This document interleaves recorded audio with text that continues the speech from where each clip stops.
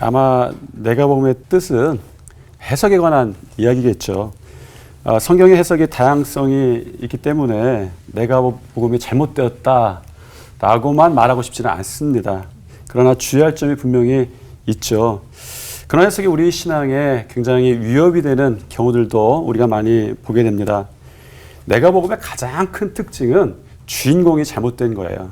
성경을 바로 읽기 위해서는 성경의 주인, 말씀의 주인, 이 본문의 주인이 누구인지 알아야 합니다. 그러니까 성경은 누구에 대해 쓰려고 했는가라는 것이죠. 예를 들어 보겠습니다.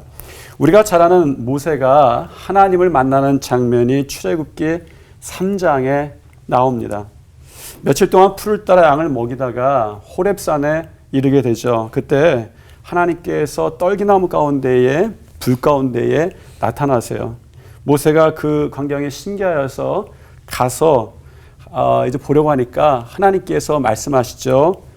모세야, 저 흉내 내니까 안 되네요. 그냥 하겠습니다. 모세야, 내가 선 땅은 거룩한 땅이니 내 발에서 신을 벗으라 말씀하시죠. 아주 유명한 장면입니다. 질문 한번 해보겠습니다.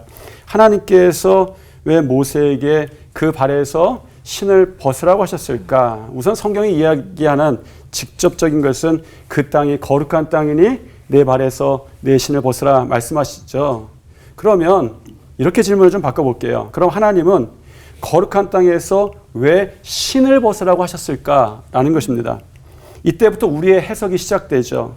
하나님 앞에 혹은 하나님의 거룩한 땅에 서야 하는 조건이 깨끗함이다. 이런 생각이 좀 듭니다. 그래서 우리가 우리를 가리고 있는 어떤 신을 좀 벗어야 된다라고 그렇게 해석하는 상황에 부딪히게 되죠. 그래서 어떤 사람은 이 신발을 우리를 보호하는 어떤 것이다 라고 해석하기도 하고 명예 혹은 권력으로 해석하기도 하고 그런 어떤 것으로 해석하기도 합니다. 그리고 우리의 삶에 적용시키죠. 우리의 명예, 권력, 돈 혹은 우리를 보호하기 위한 노력 혹은 하나님 앞에서 우리를 위장하는 것들을 좀 벗어버리자. 그리고 하나님 앞에 서자, 나아가자라는 것입니다. 그리고 당연히 그것이 하나님 앞에 서야 하는 우리의 자격이라고 생각을 합니다.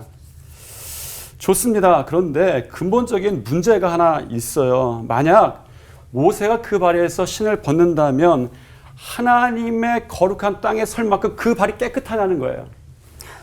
모세가 누구입니까? 목동입니다. 그 발에 무좀은 없겠나요? 무좀 없었을 것 같습니다. 샌달이니까. 그래도 그 발에 먼지나 땀 이런 것들이 아주 범벅이 되어 있을 것 같아요. 여러분 어떤 때는 신을 벗지 않는 것이 내 더러움이 덜 드러날 때가 있습니다. 여러분 중요한 것은 정말 모세가 그 발에서 신을 벗는다면 하나님 앞에 설 만큼 자격이 있는 것인가? 우리가 우리를 감추는 무엇인가를 벗어버리면 하나님 앞에 예배도 되는 자격이 있는 것인가? 라는 질문인 것이죠. 여러분의 명예, 돈 혹은 어떤 위장하는 것들을 내어놓는다면 하나님 우리가 이런 것들을 다 내어놓고 하나님 앞에 섰습니다 라고 당당하게 주장할 만큼 자격이 생기느냐라는 것이죠. 해석이 잘못되었다는 것이 아닙니다. 본문을 해석하는데 가장 중요한 것이 하나 빠져 있어요. 이 본문의 주인에 관한 것입니다. 성경은 다시 한번 말씀드리지만 누구에 대한 이야기를 쓰려고 하는 거예요. 신발을 벗은 나에 대한 이야기를 쓰려는 것이 아닙니다. 어떤 본문이든 성경의 주인은 하나님이세요. 그러므로 해석의 중심도 하나님이셔야 합니다. 모세의 본문에서 그러한 우리의 해석이 나오기 전에 이미 성경이 직접적으로 말하는 것이 있어요. 성경이 전하는 분명한 것은 모세가 신발을 벗어야 했다라는 것이 아니라 모세의 더러운 발을 하나님께서 직접 그 거룩한 땅에 서도록 허락하셨다는 거예요. 이 본문의 마지막에 모세가 무엇이라고 합니까? 모세가 여전히 하나님께 물어보는 게 무엇입니까? 내가 누구간데 이스라엘 백성을 애굽에서 인도하는 자로 사용하시려고 합니까? 하나님께 그렇게 물어봐요. 모세가 그 순간에 여전히 바라보고 있는 것이 무엇입니까? 자기 자신이었어요. 그 이야기에 하나님 말씀의 주인공이 누구입니까? 자기 자신이 있죠. 그런데 하나님은 모세가 누구인가에 대해서 대답해 주시지 않습니다. 대신 이렇게 말씀하시죠. 내가 반드시 너와 함께 있겠다. 모세는 내가 누구인 것이 문제인데 하나님은 그 문제를 어떻게 해결해 주십니까?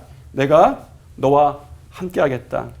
내가 복음의 가장 큰 문제는 내가 하나님의 위대한 일 가운데 들어가는 것이 아니라 하나님을 내 능력 가운데 초청하는 거예요. 내가 복음이 안 되려면 성경 해석의 주체를 이제 주어를 좀 바꿔야 합니다. 누구로? 하나님으로. 내 방식이나 내 생각이 아니라 하나님께서 어떻게 해결해 주시는가를 성경을 통해서 보아야 되는 것이죠. 여러분, 내가 복음에 빠지면 생기는 특징이 크게 두 가지가 있습니다. 하나는 정죄이죠. 하나님에 빠진 해석들을 한번 잘 보십시오. 바리새인들의 문제가 무엇입니까? 성경을 해석하면서 내가 그 일을 지켰습니다. 내가 이 계명도 지켰습니다. 내가 그 일을 이루는 게 어떻게 했는지 내내 자랑합니다. 그리고 못하는 사람들을 정죄하고 심지어 자신도 정죄하게 되는 것이죠. 내가 복음에 빠지면 생기는 또 다른 특징은 자기 합리화 혹은 자기를 위한 합리화입니다. 하나님이 빠지기 때문에 자신이 할 수 있는 일에만 한계를 짓는다던가 자신이 소망하는 일에 하나님의 역할을 제한해 버립니다. 그리고 고작 하는 일이 하나님을 이용하는 것이죠. 그게 내가 복음의 특징입니다. 설교가들의 선생인 폴 스캇 윌슨은 설교자들에게 강조하는 게 있어요. 여러분, 설교의 주어가, 설교 메시지의 주어가 하나님이셔야 한다는 것입니다. 복음은 내가 어떻게 하느냐가 복음이 아니죠. 내가 주인공이 되어서 내가 하는 일, 내가 하고 싶은 일이 아니라 하나님에 대해서 초점을 맞춰야 된다라는 것입니다. 사랑하라라는 교훈이 아니라 어쩌면 사랑할 수 없는 나를 사랑하게 하시는 하나님을 바라봐야 된다는 거예요. 세상에 선하게 살자가 아니라 그렇게 살 수 없는 나를 선하게 살게 만드시는 하나님을 만나야 되는 것이 복음입니다. 축복을 누리는 내가 복음이 아니라 나를 사용하시려는 하나님의 축복이 복음이어야 한다는 것이죠. 하나님이 하시는 일에 자신감을 가져야 합니다. 그리고 하나님이 하시는 일에 자신을 맡겨야 하죠. 그것이 성경적인 순종입니다. 억지로 자신에게 필요한 무엇을 성경에서 찾지 말고 하나님이 주인 되셔서 이루시는 복음을 이런 말씀 가운데, 삶 가운데 경험하게 되시기를 축복합니다. 아멘. 기도하시겠습니다.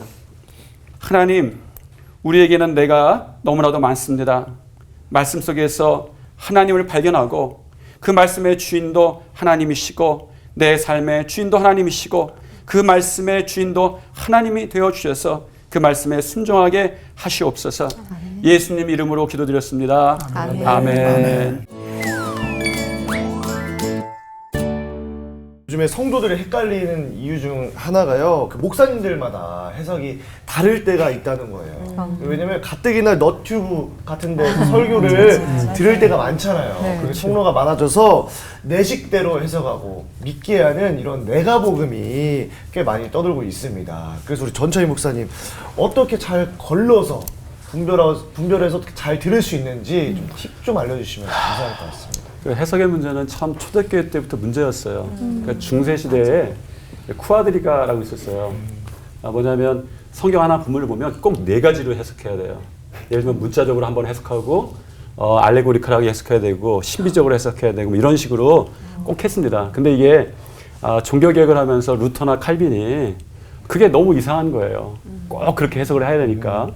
그러면서 성경의 해석이 그래서는 안 된다 이제 주장하면서 성경으로 이제 돌아간 계기가 됐는데, 사실은 성경에 다양성이 있어요. 성경 한 본문에 한 가지 메시지만 있지는 않습니다.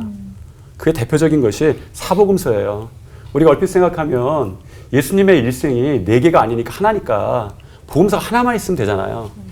그 예수님의 일생이 태어나실 때부터 끝까지 정리해 놓으면 되는데 성경의 기자들이 정리를 안 해놓고 다 마태복음, 마가복음, 누가복음, 요한복음이 만들어놨어요. 왜냐하면 그 말씀이 주어진 공동체마다 이 말씀에 주시는 말씀들이 좀 달랐거든요. 이방인에게 주시는 말씀, 뭐 유대인 공동체에게 주시는 말씀. 그래서 해석이 딱 하나다, 그 해석만 옳다 주장하는 것도 맞지 않습니다. 사실은.